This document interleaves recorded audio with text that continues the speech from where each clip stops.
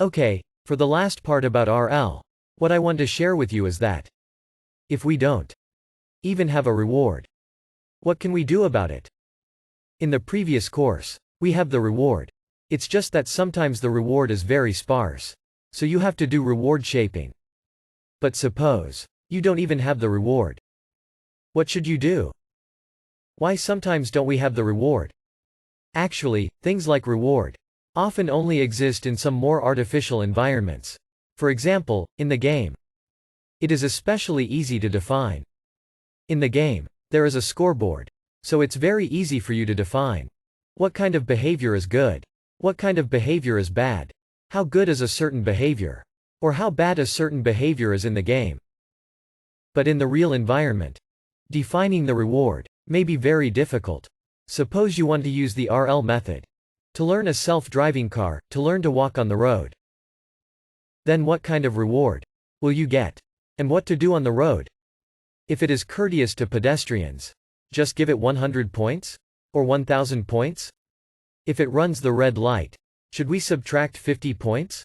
Or 50,000 points? You don't know how to define the reward of something like this.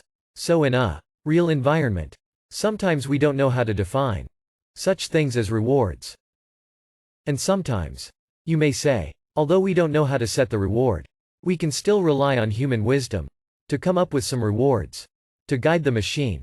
Isn't the reward shaping we just talked about a really good example? We design some rewards by ourselves and let the machine to learning. But sometimes when you design the reward to teach the machine may behave very strangely if you didn't design it carefully. We now give a more extreme example. There is a movie called I, Robot in the film. Of course, this is the future world. There are a lot of robots. The behavior of those robots must meet 3 principles. These 3 principles are: first, a robot may not injure a human being or, through inaction, allow a human being to come to harm. Second, a robot must obey the orders given it by human beings except where such orders would conflict with the first law. Third, a robot must protect its own existence as long as such protection does not conflict with the first or second laws. So you can imagine that these 3 laws, these 3 rules, show that if a robot does not violate these 3 rules, it gets a positive reward. If it violates these 3 rules, it gets a very negative reward. Then with these 3 rules, the robots develop by themselves and learn by themselves. But in the end, the robots learn something unexpected. Without violating these 3 rules, the way to get the maximum reward is to imprison human beings. Because humans will hurt each other. So humans should be imprisoned to avoid them hurting each other. In this way, the robots can get the highest reward. This example tells us that only defining reward is not enough. Machines may learn something unexpected and have unexpected behavior. Of course, the movie I, Robot is an extreme case. An even more possible example is that suppose you train the machine to, for example, collecting plates. This is an example I have seen in the paper. There are a lot of papers trying to use reinforcement learning to train the robotic arm. Suppose you want to train the robot to put the plate in a fixed position. After putting the plate in a specific place, it will get a positive reward. This is the reward that you defined. Then you use reinforcement learning and find that the robot put the plates in the true position, but throwing them vigorously, and the plates were broken. That's because you didn't tell the robot that it can't break the plate. So, you find that if you didn't tell the robot not to break the plates, in order to achieve the goal, the robot might break the plates. At this time, you can just add an additional reward, which is -100, when the plates are broken. But the problem is that the plates are broken. It's too late. So sometimes, human-defined rewards are not always the best. So what can we do without reward? How to train an agent to interact with the environment? In this situation, to let the machine interact with the environment, there is a method called imitation learning. In imitation learning, we assume that the actor can still interact with the environment, but it won't get rewards from the environment. The environment will still send an observation to the actor. The actor will still respond. The environment will still provide different observations, which depend on the actor's response. But there is no reward. How can I learn without reward? Although there is no reward, we still have another thing. This thing is the demonstration of the expert. We use a lot of experts, usually humans. We use a lot of humans to interact with this environment. Record the interactions between humans and the environment. These records are examples of expert. They are the demonstrations of experts. We call these expert demonstrations. Ta hat. We use this hat, this superscript, to represent the demonstration of the human expert. The agent has to learn from these demonstrations and the interaction with the environment. It might be a bit unintuitive. What are the demonstrations of the human experts? Suppose you want to teach a machine to drive a self-driving car. The driving records of human drives are the demonstrations of experts. The driving record of the human driver can tell the machine that you should turn the steering wheel at this intersection. It is the demonstration of human expert. Or you want to ask the machine to do certain actions, such as pouring water, draining dishes. You may first pull the mechanical arm to demonstrate once. Grabbing the robotic arm is the demonstration of the human expert. Ta hat. Imitation learning is to learn from ta hat and learn from the interaction with the environment. Some students might think that this problem sounds simple. Isn't it a supervised learning problem? We can treat it as a problem of supervised learning. Suppose we want to train a self-driving car, and we have records of the drivers. You have a record that people will take a certain action when seeing the picture of the road. For example, he will step on the brakes or the accelerator. If we have lots of records, why not using supervised learning to train an agent? You already have the information given by humans. The best behavior is A1 hat when seeing picture S1.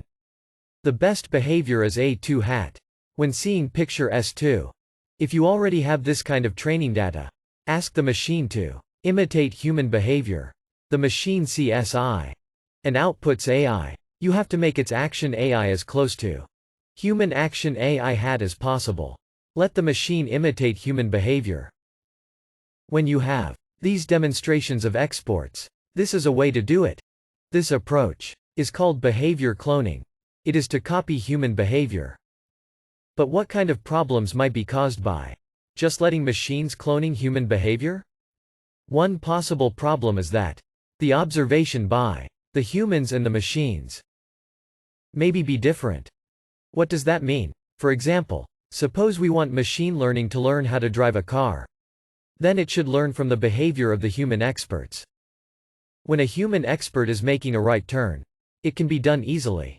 No car accident happened. No reckless driver on the road.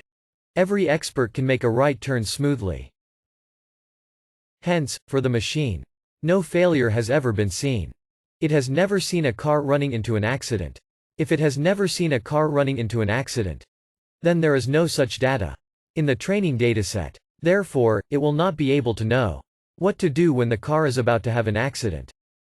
Since all experts are so professional that they will never let the car get close to the wall, no mistake can ever be made. Hence, the machine will not learn what to do under the circumstance that humans don't normally experience. This is the first potential problem. The second problem that behavior cloning may encounter is that, although humans may be very powerful at driving, maybe not every behavior needs to be imitated by the machine. Maybe some behaviors need to be imitated, but others are the characteristics of human beings that need not be imitated. However, the machine cannot distinguish between them. It can only replicate all the behaviors of humans. What does it mean to replicate all the behaviors? Here's the example. The following is a video from the Big Bang Theory regarding a machine that completely replicates the teacher's behavior. Take a look at it.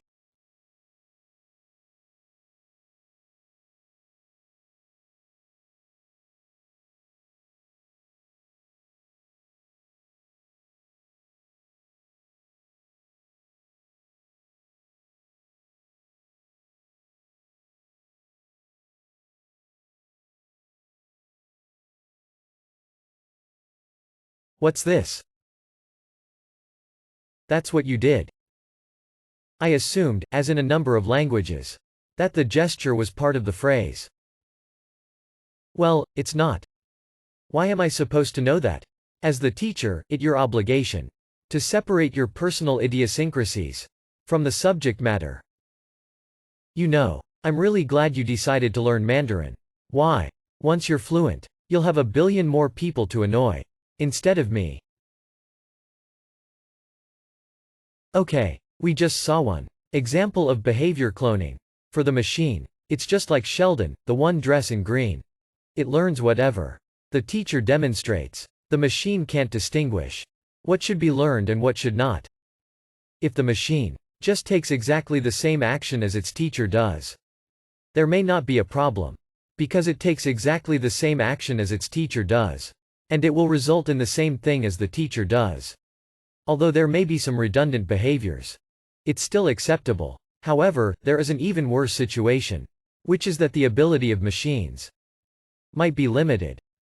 Today, the machine may not be able to imitate the teacher's behavior completely. It could only choose a part of the behavior to imitate. It's like the following scenario. There is someone who wants to be like Jobs, and then he goes to see Jobs' biography. He lists all the characteristics of Jobs inside Jobs' biography.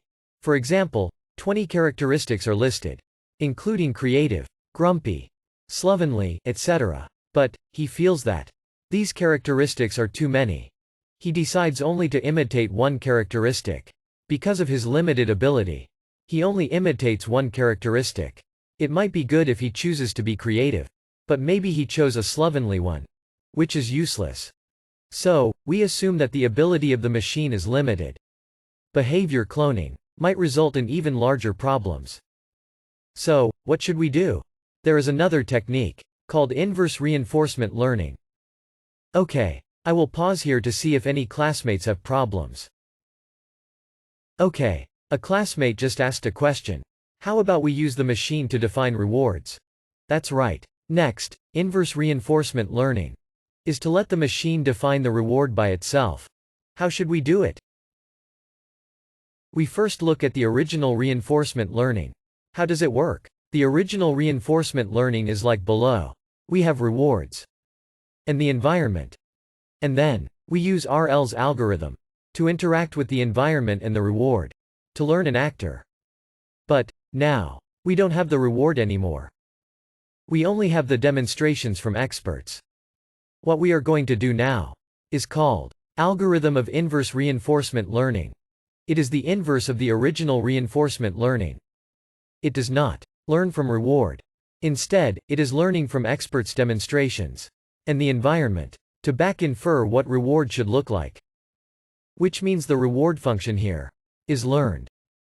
After learning a reward function, you can directly use the general reinforcement learning to train your actor. So, in inverse reinforcement learning, our concept is that originally we don't know the reward function, but we back infer what reward function should look like from the demonstrations of experts. With the reward function, we can train another optimal actor to learn. So far, maybe someone will have some doubts. This reward function has learned. Will it be too simple? Is it possible that we have no way to learn a very complicated reward function? Because, after all, the reward function is learned. Maybe we can only learn a simpler reward function. But a simple reward function does not mean that the actor who learns from this reward function is simple. For example, for a human being, maybe a human's reward is very simple. Maybe there is only one reward function for human beings. That is, survival. Whether it's true or not is a matter of opinion.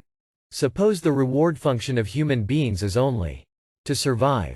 But even with only survival in mind, human behaviors are ever changing. So a simple reward function doesn't mean you will derive a simple actor. It is possible to have a simple reward function, but the actor is still complicated. This is inverse reinforcement learning. What is the basic concept of inverse reinforcement learning? How to find the reward function. The most basic concept here is that teacher's behavior is the best. But I want to emphasize the so-called best does not mean you have to completely imitate the teacher's behavior. Rather, you assume the teacher's behavior can get the highest reward. The assumption that the teacher's behavior can get the highest reward and completely imitating the teacher's behavior is not equivalent. Maybe after we finish explaining this algorithm, you will be more clear about what I mean. Okay, we have an actor. It doesn't know anything in the beginning. And then, in every iteration, this actor will interact with the environment and learn to collect its own trajectories. Then, we define a reward function. How is this reward function defined? The condition of this reward function is that the reward received from the teacher's behavior must be higher than the student's behavior. The teacher also interacts with the environment. We get a bunch of teachers' demonstrations. We get a bunch of teachers' trajectories. When you use the learned reward function to calculate the teacher's trajectory, the battery is a bit dead. Let me plug it in.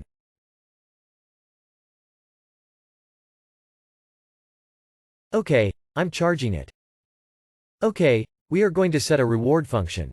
We want to set a reward function that would give a higher score when assessing the teacher's trajectory and give a lower score when assessing the actor's trajectory. After that, we would update the actor. We would retrain the actor and update the parameters of the actor to maximize the reward. What's next? We just repeat this process. We get new actors that have new trajectories and update the reward function again, so that the reward function would give a higher score to the teacher and a lower score to the actor. Then, the actor tries to think of a way to maximize the reward function. Repeat this cycle, and we will get a reward function.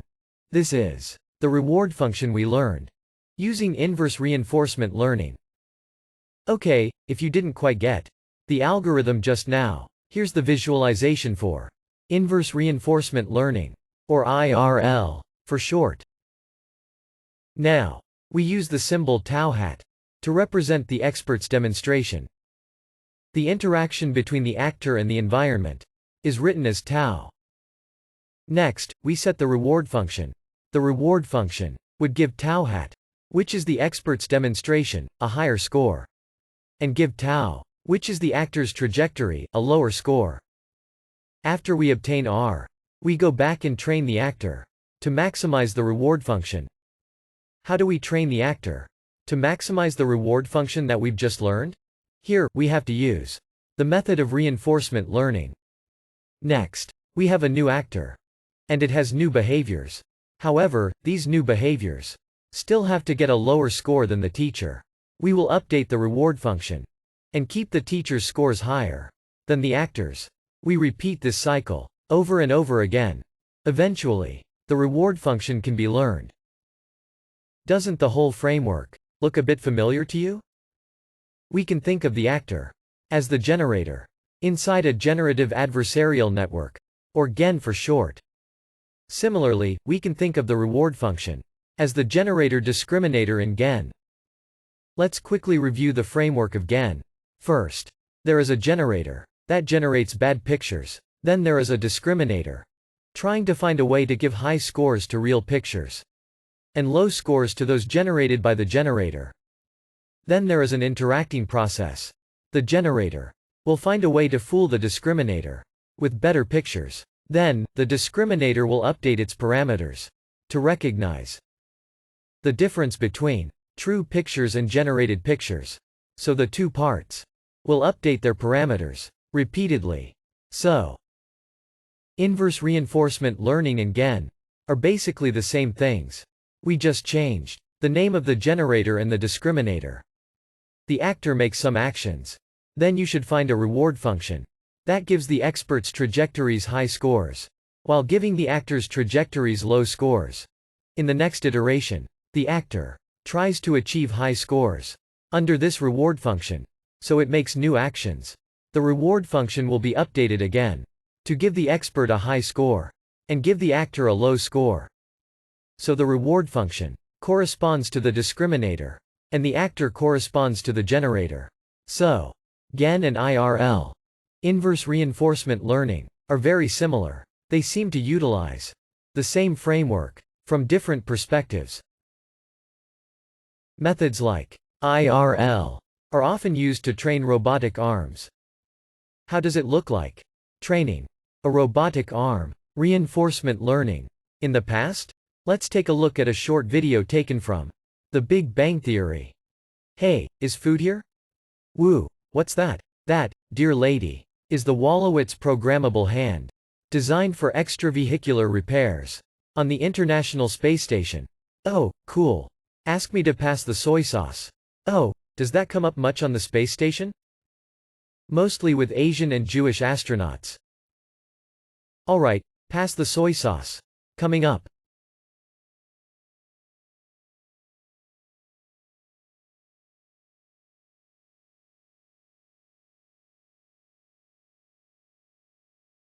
So how's work? Oh, it's not bad. Kind of hungry. Yeah, we all are. Just wait. You realize, Penny, that the technology that went into this arm will one day make unskilled food servers, such as yourself, obsolete. Really? They're going to make a robot that spits on your hamburger? I thought you broke up with her. Why is she here? Okay, here we go. Passing the soy sauce. Put out your hand. Oh, that's amazing. I wouldn't say amazing. At best, it's a modest leap forward from the basic technology that gave us Country Bear Jamboree. This video wants to tell everyone that you want to use the programming method to control a robotic arm. As human beings, we can stretch our arms easily to do something. But if you want to program such a simple behavior, if you want to write a program to control every joint of the robotic arm, to perform certain specified actions, it is not easy. This time, you can use a technology called inverse reinforcement learning. You can show it to the machine, demonstrate the behavior you want it to do, and see if it can learn the behavior. From the demonstration, the following result is using one of the technologies of inverse reinforcement learning. Is it a bit stuck on my side? I'll leave and join again. Okay, let's continue. Okay, let's play this video.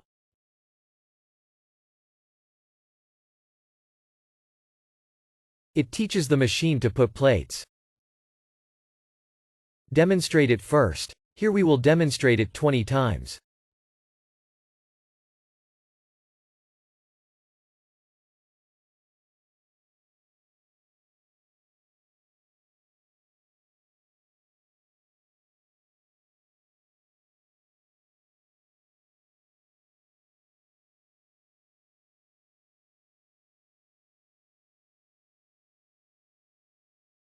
This is a demonstration. This is to teach the machine to pour things. This one is also demonstrated 20 times.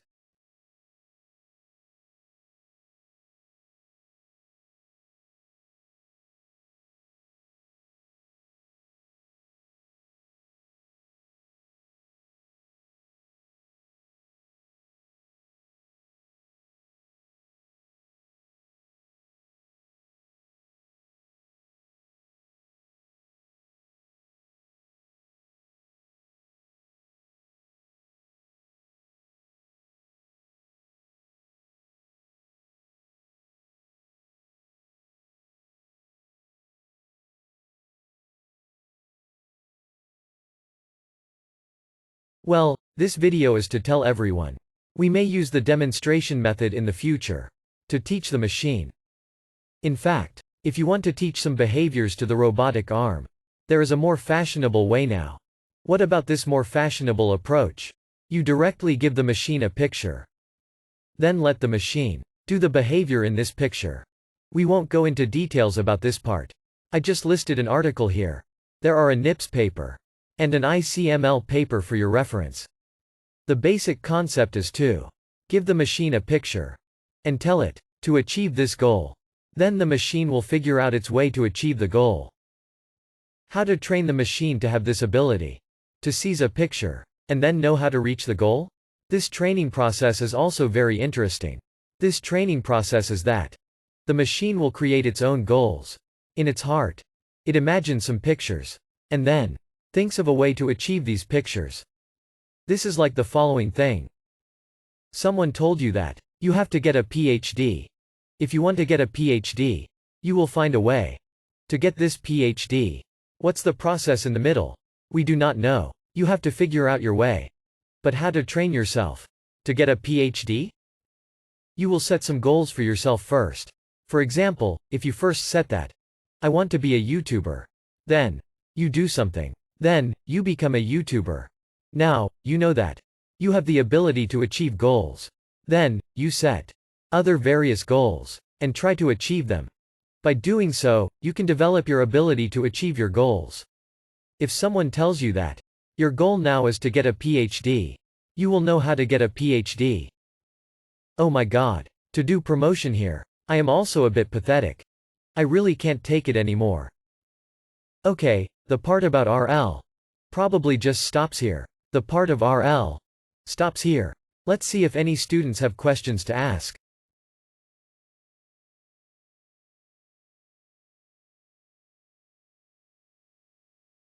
Some students said that the sound is a little weird. I don't know. I don't know if it's the laptop problem.